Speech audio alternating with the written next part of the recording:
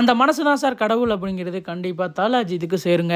அப்படி என்னடா அவர் பண்ணிட்டாரு அப்படின்னு கேட்டிங்கன்னா, அவர் என்னடா பண்ணல அப்படின்னு தாங்க சொல்ல முடியும். என்னோட ரேசிங்கை பார்க்க வாங்கன்னு சொல்லிட்டு அவர் தன்னோட ஃபேன்ஸை யாரையும் கூப்பிடல. பட் அவங்க ஃபேன்ஸ் எக்கச்சக்கமான பேர் அங்கே வந்துட்டாங்க. அந்த கிரவுண்டில் ஃபேன்ஸ் அவருக்கு கொடுத்த சப்போர்ட் அவருக்கு பக்கபலமாக இருந்தனால தான் வெற்றி பெற்றேன்னு தெரிஞ்சுனேவே பார்த்தீங்கன்னா முதல்ல ஓடி வந்து தன்னோட ஃபேன்ஸுக்கு அனௌன்ஸ் பண்ணாரு. தன்னோட அன்பை பரிமாறிக்கிட்டது மட்டும் இல்லாமல் தேசிய கொடியை கையை விட்டு இறக்கல அப்படின்னு தான் சொல்லணும். அதே மாதிரி தமிழ்நாடு ஸ்போர்ட்ஸ் அத்தாரிட்டியோட பேட்சை கையில் ஒட்டியிருந்தாரு இல்லையா, அதையும் மென்ஷன் பண்ணி நிறைய இடங்களில் சொல்லியிருந்தாரு. அதே மாதிரி ஷாலினியோட பர்மிஷன் இல்லாமல் இந்த ரேஸில் நான் கலந்துருந்திருக்க முடியாது, அவங்களுக்கும் பார்த்தீங்கன்னா இந்த நேரத்தில் நன்றி தெரிவிச்சுக்கிறேன் அப்படின்னு ஒரு விஷயத்தை பதிவு பண்ணியிருந்தாரு. அதே மாதிரி அவரோட ஃபேமிலியும் எங்கேயும் மிஸ் பண்ணாமல் தன்னோட கூடவே வச்சுக்கிட்டாரு. தனக்கு சப்போர்ட் பண்ணவங்களையும் சேர்த்து அழகாக பார்த்துக்கிட்டாரு. இதில் முக்கியமான விஷயம் என்னன்னா, நான் ஒரு ஹீரோ அப்படிங்கிறத தாண்டி தன் கூட இருந்த 3 பேரையும் முன்னிலைப்படுத்தி அங்கே வந்து அவர் செயல்பட்டது தாங்க சீரியஸ்லி எனக்கு ரொம்ப பிடிச்சது. அதே மாதிரி பிரஸ் மீடியாக்கெல்லாம் என்ன தேவையோ அதையும் பார்த்தீங்கன்னா இவர் அழகாகவே பண்ணி கொடுத்துட்டாருன்னு தான் சொல்லணும். அஜித் அவர்களை பற்றி ஒரே வார்த்தையில் நீங்கள் சொல்லணும்னா என்ன சொல்லுவீங்க? கமெண்ட் பாக்ஸ்ல கூட ஷேர் பண்ணுங்க.